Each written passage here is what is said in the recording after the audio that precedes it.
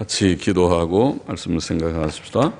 하나님 아버지, 이 오후에 저희들이 하나님께 경배하며 또 말씀 앞에 앉아 있사오며 부족한 종이 율법의 말씀, 레위기의 한 부분을 또 몇 마디 해석하며 증거하고자 하오니 하나님이여 종의 부족함을 감추시고 하나님의 영광과 하나님의 사랑하는 백성들의 유익을 위하여 하나님의 말씀을 깨닫게 하여 주시고 바로 전하게 하시고 바로 해석하게 하여 주시고 또 하나님의 교훈을 친히 주셔서 하나님이 말씀하심으로 종이 감히 진리를 해석하며 말하게 하여 주시고 또 하나님께서 은혜 주심으로 모두들이 하나님의 음성을 사모하게 하시고 듣게 하시고 또 유익이 되게 하여 주옵소서.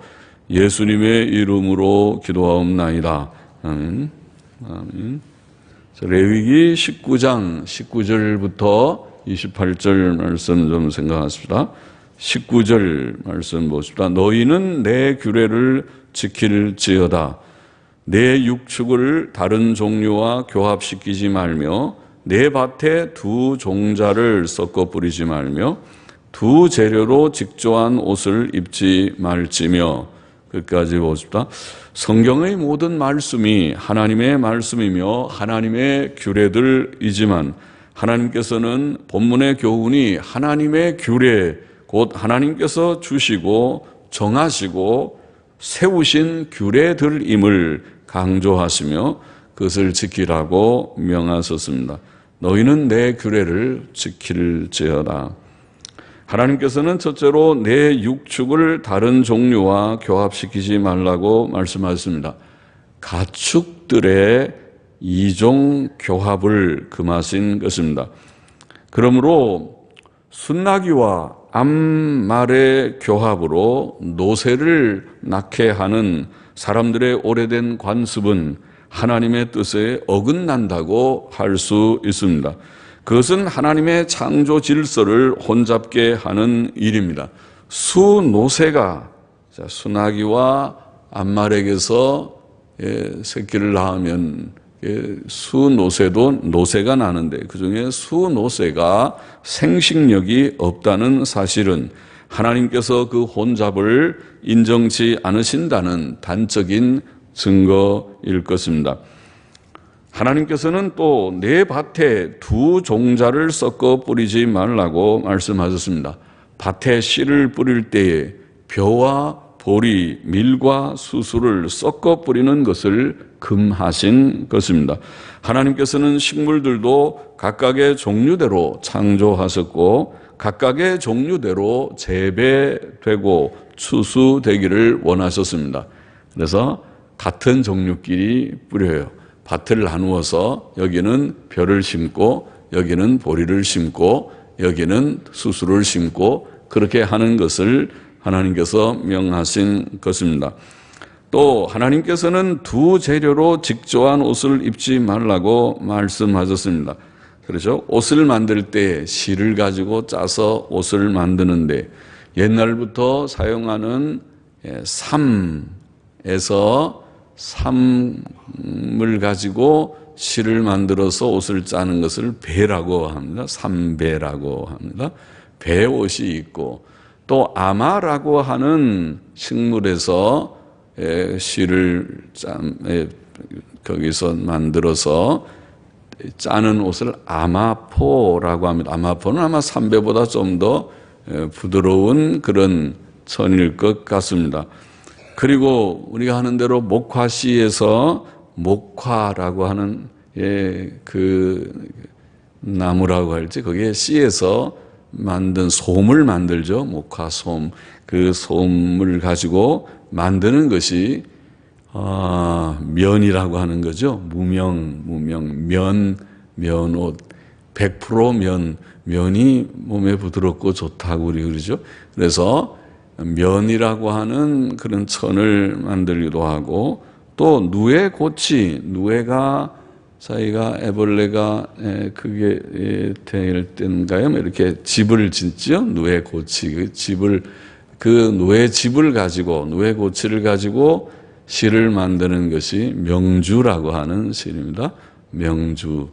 그래서 명주로 그 천을 만들기도 하고, 여러 가지 이제 우리가 실을 만드는 것이 여러 종류의 것을 가지고 실을 만들어서 천을 짜는데, 지금 여기에 말씀하시기를 두 재료로 섞어 짜지 말아라 그렇게 했으니까, 섞어 짜는 건 일종의 우리가 혼방이잖아요. 천을 보통은 우리 옷들이 다 혼방으로 많이 돼 있는데, 그것은 하나님께서 명하시는 뜻과 좀 다르다 그렇게 볼 수 있습니다. 지금 구약에 물론 법이지만은 구약 시대의 율법에서 보면은 이런 옷을 입는 것을 또 만드는 것을 금하셨다고 할 수 있습니다. 위에 세 가지 규례들은 이게 내 육축을 다른 종류와 교합시키지 말라. 이종 교합을 하지 말아라. 또 내 밭에 두 종자를 섞어 뿌리지 말아라. 두 재료로 직조한 옷을 입지 말아라. 자, 이런 규례들은 공통적으로 하나님께서 세우신 창조 질서를 혼잡게 하지 말라는 뜻이 있습니다. 이 규례들은 무엇보다 하나님의 거룩한 진리들과 이 세상의 어리석은 사상들을 혼합시키는 혼합주의, 즉 오늘날 말로 하면 종교다원주의 혹은 신학적 포용주의 같은 이런 혼합주의를 금하는 영적 교훈을 준다고 봅니다. 창조 질서, 세상의 자연 질서도 질서가 있듯이 영적인 세계, 하나님의 세계도 진리와 비진리를 혼합시키는 것을 하나님께서 금하신다. 그것은 성경에 흐르고 있는 진리입니다. 20절 보십시다. 무릇 아직 속량도 되지 못하고 해방도 되지 못하고 정혼한 씨종과 사람이 행음하면 두 사람이 형벌은 받으려니와 그들이 죽임을 당치 아니할 것은 그 여인은 아직 해방되지 못하였음이라. 그 남자는 그 속건제물 곧 속건제 순양을, 우리는 지금 수양이라고 표기는 돼 있지만은 표준말이 두 말이 복합될 때에 우리가 한자 말은 사이시옷을 붙이지 않지만 한글이, 이런 수라는 것은 한글이죠. 양은 한자도 있지만은, 그래서 수하고 양 두 한글이 두 개가 복합될 때에 뒤에가 모음자가 오면, 양처럼 이응자가 오면 그 앞에다가 수에다가 밑에는 시옷을 붙이라. 우리 국어, 우리 한글 맞춤법이 그렇습니다. 그러니까 수하고 소를 할 때는 그냥 수소 그렇게 합니다. 수소, 사이시옷을 안 붙입니다. 시옷은 모음이 아니고 자음이니까. 그러나 모음, 아, 에, 이, 오 하는 그런 모음이 오면은 시옷을 붙이라. 우리 한글 법칙이 그렇다고 하니까. 그래서 수소 할 때는 시옷을 안 붙지만 수양 할 때는 수양 아니고 순양 그렇게 붙입니다. 그래서 그렇게 이제 만일 우리가 개역 성경은 지금 이렇게 돼 있지만은 이거를 수정을 한다면은 한글 맞춤법에 따라서 수에다가 시옷을 붙여야 될 것입니다. 아마 개정판이나 그런 건 그렇게 돼 있을 것입니다. 순양 그렇게 제가 그래서 읽는데, 속건제 순양을 회막문 여호와께로 끌어올 것이요 제사장은 그의 범한 죄를 위하여 그 속건제의 순양으로 여호와 앞에 속죄할 것이요 그리하면 그의 범한 죄의 사함을 받으리라. 자, 하나님께서는 여종과의 행음의 죄에 대해 말씀하시기를 한 여종이 어떤 사람과 약혼하였으나, 이게 주인이 이제 종들을 많이 거느리고 있을 시대죠, 옛날에. 그때 이제 한 여종은 주인의 종입니다. 남종도 있고 여종도 있는데, 여종이 있는데, 그런데 이 여종이 어떤 다른 사람하고 정혼을 했습니다. 약혼을 했어요. 그러니까 주인이 그 여종을 다른 어떤 사람에게 결혼을 시키려고 허락을 하든가 또 그렇게 약속을 하든가 했겠죠. 그래서 이제 약혼을 했는데, 정혼이라는 말은 약혼이죠. 그렇게 약혼을 했는데, 그런데 이 주인이 그 여종을 범했습니다. 그 여종과 행음을 했습니다. 그러니까 주인이니까, 옛날 같으면 주인과 종의 관계는 종은 주인의 소유물과 같으니까 주인이 종을 덜어 취할 수도 있었을 것입니다. 그러나 지금 이 여종이 다른 사람과 약혼을 한 상태, 약혼을 일종의 결혼과 거의 같게 여기기 때문에 약혼을 한 상태에서 주인이 그 여종을 범하면 잘못이 있죠. 주인도 잘못이 있고 여종도 거기에 아이 주인님 그러지 마십시오 하고 강하게 거절했어야 되는데 거절하지 못했다면 여종에게도 약간의 잘못이 있을 것입니다. 그런 잘못이 있는 그런 상황을 말씀한 것이라고 봅니다. 그럴 때에 이 여종은 아직 속량되거나 자유롭게 되지 못한 상태였기 때문에 그렇죠. 아직 종이니까 주인의 종이고 아직 이제 결혼을 시켜서 내보낸 것이 아니니까 그러니까 그들이 벌을 받을 것이지만 주인도 여종도 벌을 받을 것이지만 죽임을 당하지는 않을 것이다. 이렇게 된 것입니다. 사실은 행음을 하면 남자나 여자나 죽습니다. 사형에 해당합니다. 더욱이 결혼한 사람이 행음을 하면 결혼한 남자가 자기 아내를 두고 다른 사람과 만일 동침하면 또 여자도 마찬가지로 자기 남편을 두고 다른 사람과 우리가 불륜한 관계를 가지게 되면 성경은 둘 다 죽이라고 했습니다. 둘 다 사형에 해당하는 것입니다. 성경의 법은 아주 엄하죠. 오늘날 사회가 엉망진창인 것은 법이 서지 않기 때문에 그렇습니다. 법을 만드는 국회의원들이 제대로 도덕감이 없기 때문에 그래요. 정말 국회의원들이 엄격하게 사회를 도덕적인 사회로 만들어야 된다는 사명감을 가지고 법을 만든다면 엄격하게 좀 법을 만들고 엄격하게 법을 집행하고 해야 할 것입니다. 일단은 법을 만들어야 사법부는 법대로 하는 법치주의니까 법을 만들어서 거기에 집행을 하는 것입니다. 그러면은 어떤 때는 저 극악한 죄인에게 무슨 징역 몇 년이 무슨 말이냐. 저거는 사형을 시키든지 무기징역을 시켜야 되지 않느냐. 그런 여론이 생기고 청와대 게시판을 달구고 그런 얘기가 나오지만은 청와대 게시판을 달굴 문제가 아니라 그것은 대통령이 법 만들려고 해서 만들어지는 것이 아니고 국회의원들이 국회는 법을 만드는 기능이 첫째 기능입니다. 입법부라고 우리가 부르잖아요. 법을 만드는 국회의원들이 정신을 차려서 해야 되는데 이 국회의원들이 도덕성이 해이해지게 되면 법을 안 만들죠. 자기네가 저촉되는 법을 만들겠습니까? 그러니까 국회의원들을 뽑을 때 하나님을 경외하고 도덕성이 있는 사람을 뽑아야 된다는 것이 기본이죠.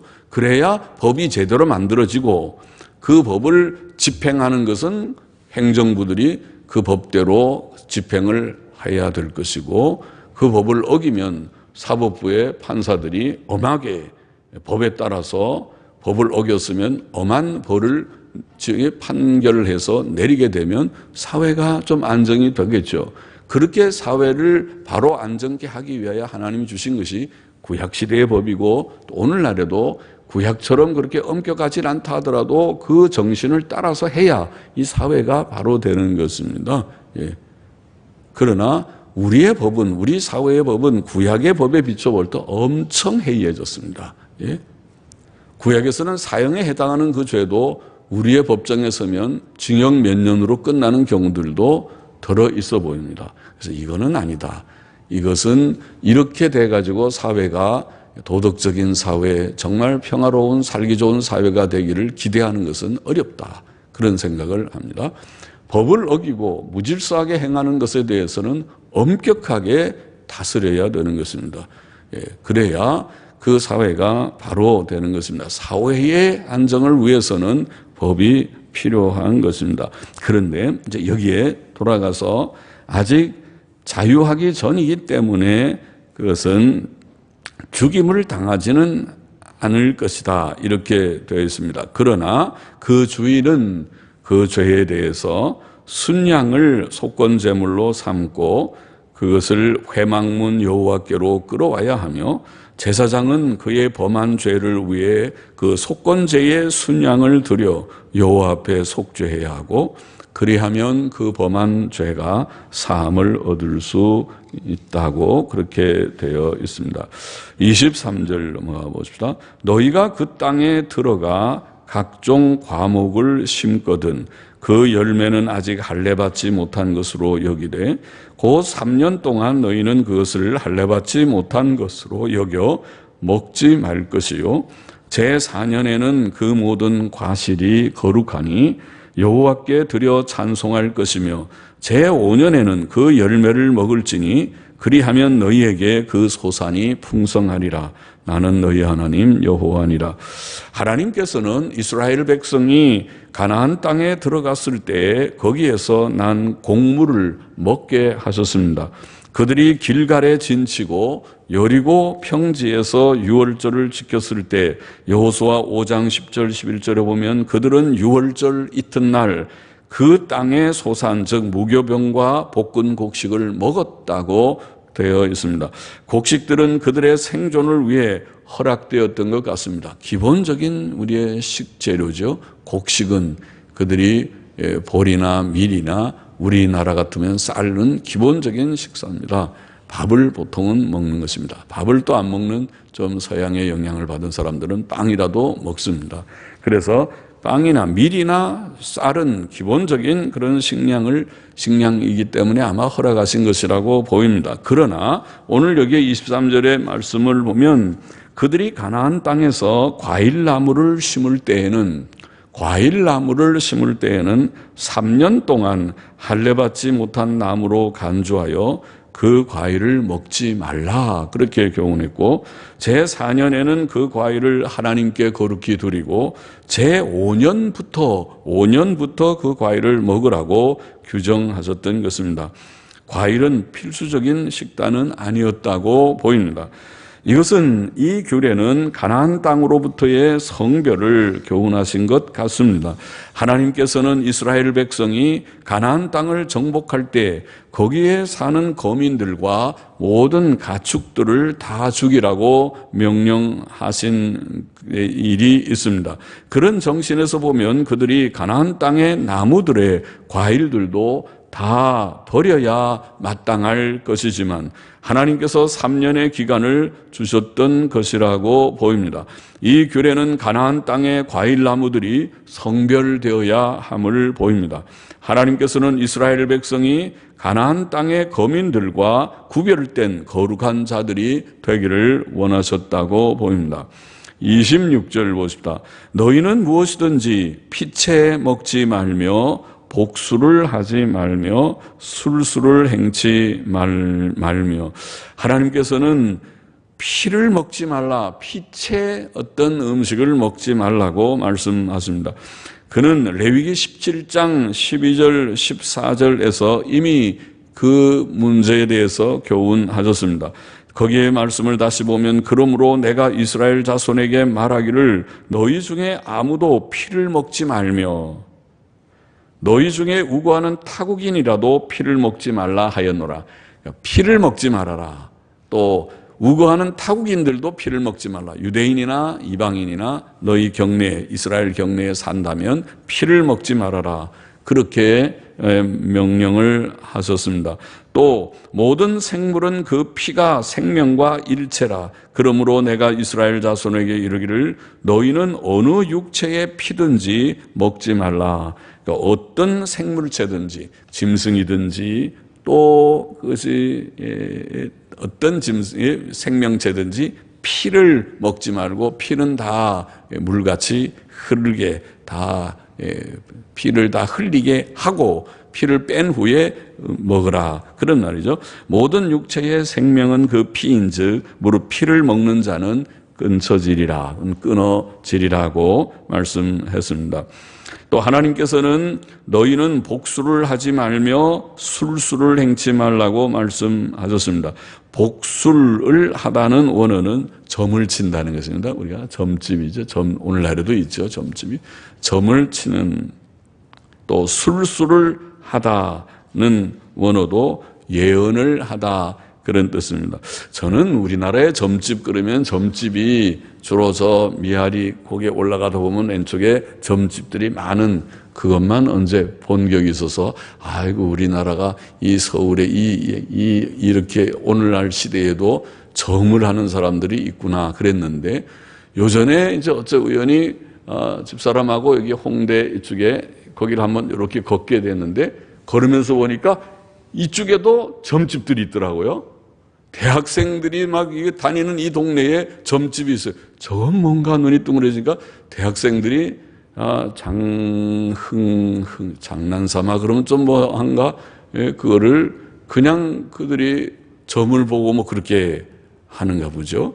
그래서 참 이 시대가 이렇게 시대가 바뀐 뭐 과학 시대, IT 한국의 시대 그래도 여전히 사람의 미신적인 생각, 이 무신론적인 생각, 또 이런 미신적인 생각들은 변하는 것이 별로 없구나. 요즘 대학생들도 점을 봐요.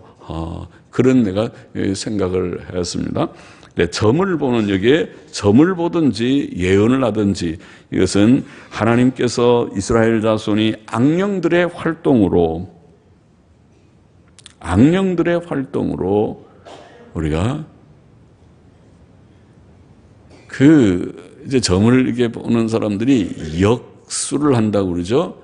주역책, 그 유교에 있는 주역의 주나라의 역서라고 하는 책이겠죠. 주역책을 가지고 공부를 하고 거기서 이렇게 무엇을 좀 예측을 하든가 뭐 판단하든가 그런 것이 있는 줄 아는데 그런 정도의 그거는 약간 철학에 가깝죠. 동양 철학에 가까운 그런 이제 동양 철학 주역에 능통한 사람들이 그 책에 의존해서 좀 이렇게 좀 예측하고 판단하고 하는 그런 것은 그래도 철학적인 좀 소지가 있지만은 그러나 이런 지금 예언하고 점을 치고 하는 것은 그런 정도의 영역이 아니라 악령들의 활동들로 예전부터 많이 이루어져 왔습니다.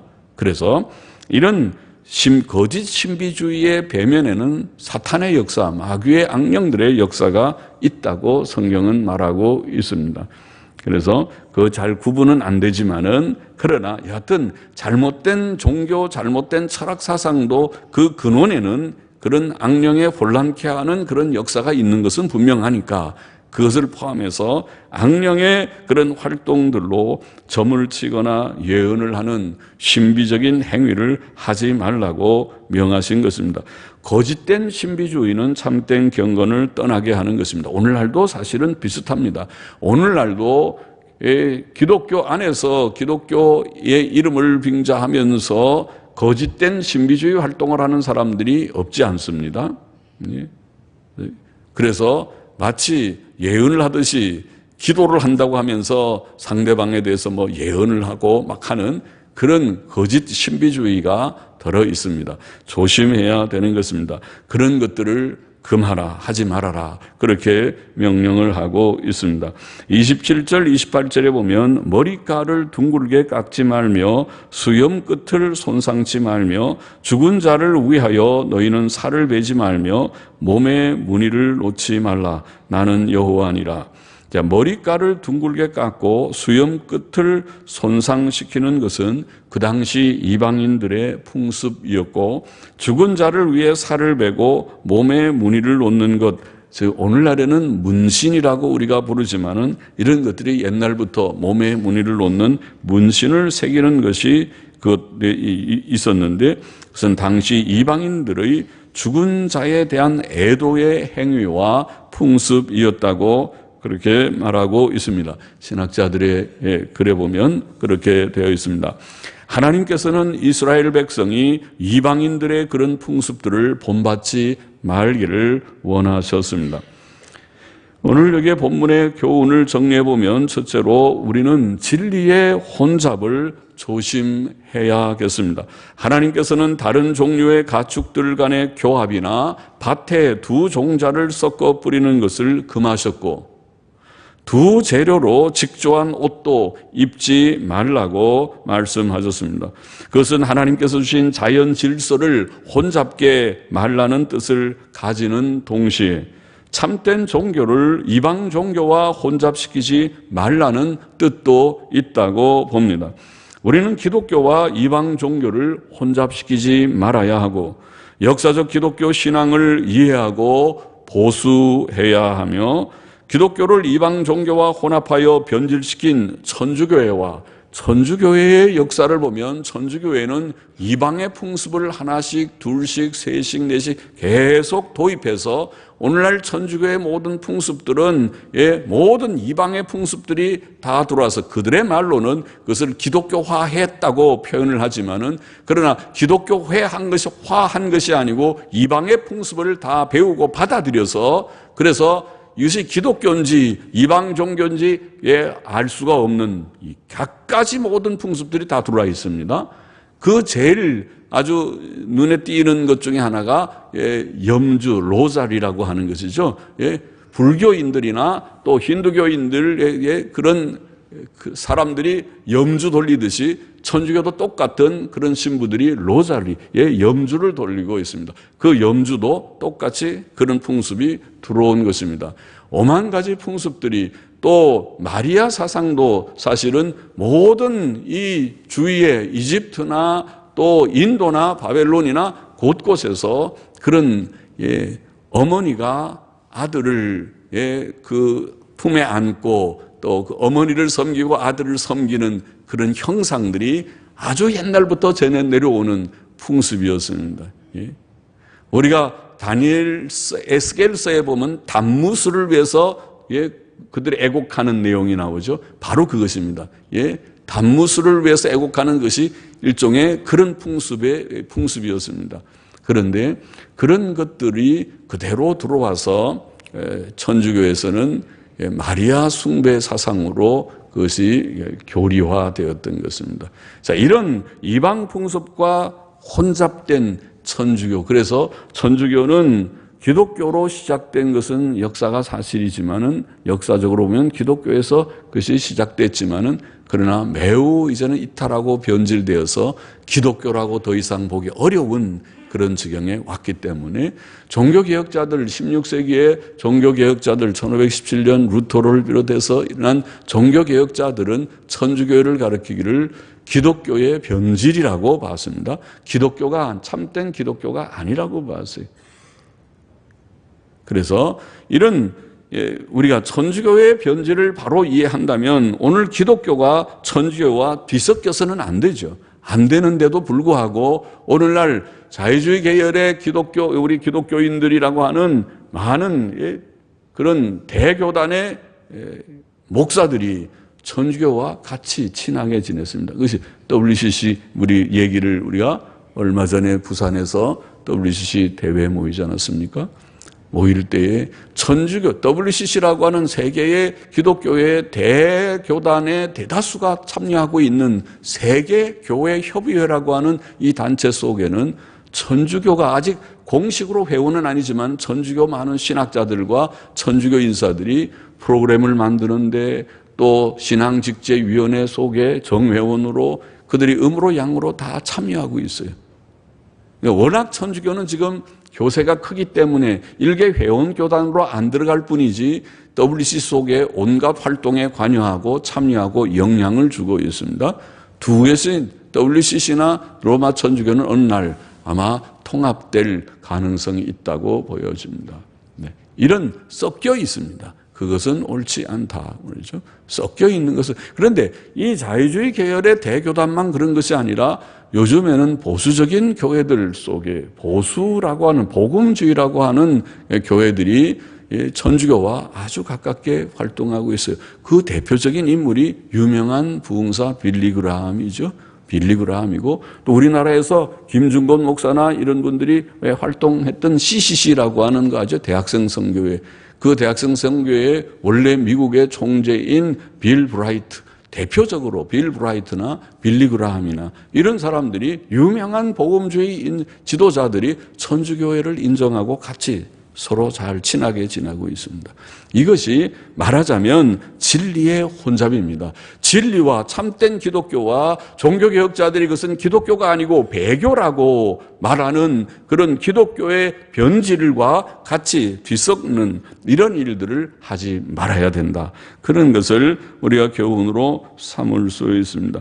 오늘날의 변질은 이런 천주교회는 역사 깊은 그런 이단이고, 천주교뿐 아니라 1830년대 이후에 일어나는 많은 이단 종파들이 있고, 그리고 이제 20세기 1900년대로 넘어오면서 20세기를 지금 21세기지만 20세기로 넘어오면서 기독교회들이 신학이 다 부패되고 변질됐습니다. 그것을 우리는 자유주의 신학이라고 말하죠. 무서운 신학의 변질. 신학은 교리의 체계적인 지식을 신학이라고 하는데, 교리가 변질되었다는 것은 보통 문제가 아니죠. 그래서 예수님의 이제는 성육신, 예수님이 하나님이 사람이 됐다는 것을 더 이상 믿지 않고, 처녀 탄생을 부정하고, 예수님의 기적을 부정하고, 예수님의 속죄의 피를 얘기하면 그 옛날 원시적인 사람들이 하는 얘기라고 비웃고, 예수님의 육체의 부활을 그것은 하나의 신화에 불과하다고 말하고, 예수님의 재림은 그것은 공상 만화에 나오는 그런 얘기라고 말하고, 이렇게 교리를 부정하고 예수 그리스도를 부정하는 사상이 기독교계 속에 많이 들어있어요. 그것을 자유주의 신학이라고 말하는 것이죠. 이런 자유주의 신학을 수용하고 있는 교회들이 많아졌어요. 그는 섞인 것이죠. 두 종자가, 이거는 자연 질서의 혼동 정도가 아니라, 아까 말한 말과 그런 망아지를, 나귀를 갖다가 우리가 교배하는 그런 정도가 아니라 진리의 혼잡을 말하는 것입니다. 이런 진리의 혼잡이 교회 속에 깊이 들어와 있는 그런 상황이다. 그래서 자유주의가 온 큰 역사적인 교단 속에 들어와 있고, 보수 교단들이 거기에 대한 분별력이 없이 같이 뒤섞여 교제하는 그런 시대가 되었다. 천주교의 혼란, 자유주의의 혼란, 이런 것들이 교회 속에 많이 지금 어지러운 그런 문제가 되고 있다. 그것을 우리가 생각할 때에 진리의 혼잡을 우리가 조심해야 할 것이다. 둘째로 우리는 거짓된 신비주의를 조심해야겠습니다. 하나님께서는 너희는 복수를 하지 말며 술수를 행치 말라고 말씀하셨습니다. 그는 악령의 활동으로 점을 치거나 무당의 예언을 듣는 거짓된 신비적 행위를 금하십니다. 신약 성경도 우리가 거짓된 신비주의를 경계할 것을 교훈했습니다. 마태복음 24장 24절에 주님께서 거짓 그리스도들의 그런 거짓된 기적들을 조심해야 될 것을 경계하셨습니다. 요한계시록 13장에도 그런 예언을 했습니다. 데살로니가후서 2장 9절 이하에도 사도 바울이 말세에 거짓 신비주의, 거짓 은사주의가 많이 나타나게 될 것을 경계했습니다. 오늘날 우리는 초자연적 은사들을 추구하며 방언과 예언과 병고침을 강조하며 기적을 행한다고 주장하는 은사주의자들과 신사도 운동가들의 거짓된 말들과 허풍들을 매우 경계해야 하고, 오직 성경의 바른 교리를 배우고 생활교훈을 잘 배워서 실천하는 참된 기독교는 바로 하나님에 대해서 바로 알고, 하나님이 누구신지, 우리가 무엇인지, 예수 그리스도가 어떤 분이신지, 구원의 도가 무엇인지, 복음이 무엇인지 바로 깨닫고, 바울의 말대로 나는 기적을 행하기 위하여 너희에게 가지 않고 십자가의 복음을 전하기 위하여 갔다. 십자가의 복음을 전한다. 기독교는 유대인들은 기적을 추구하였지만은, 이방인들은 철학을 추구하고 지혜를 추구했지만은, 그것이 이방인들의 특징이고 헬라인들의 특징이잖아요.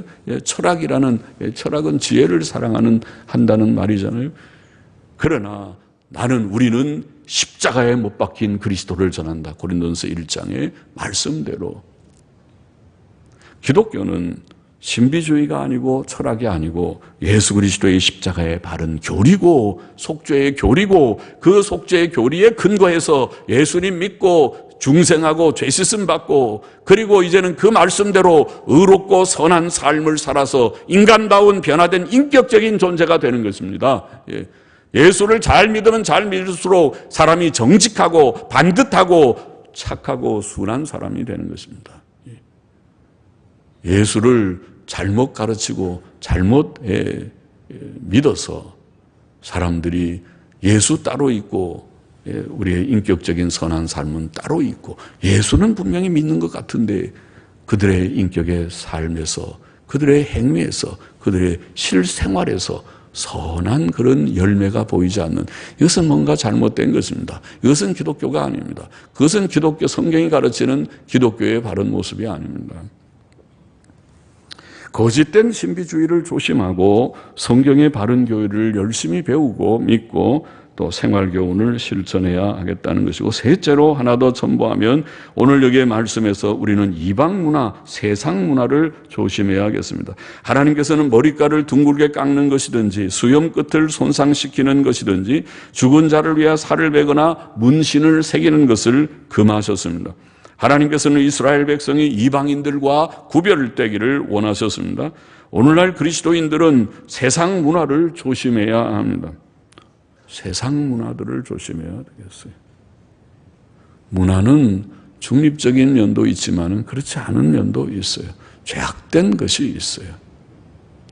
오늘날 사람들이, 여성들이, 우리 여기서는, 우리 합정동에서는 많이 지나다니는 우리 청년들을 보니까 알지만은 너무 복장들이 단정하지 못한, 어떤 때는 지금 이제 여름이 한철이 좀 갔지만은 너무 치마가 좀 짧다든가 너무 몸에 탁 붙는다든가,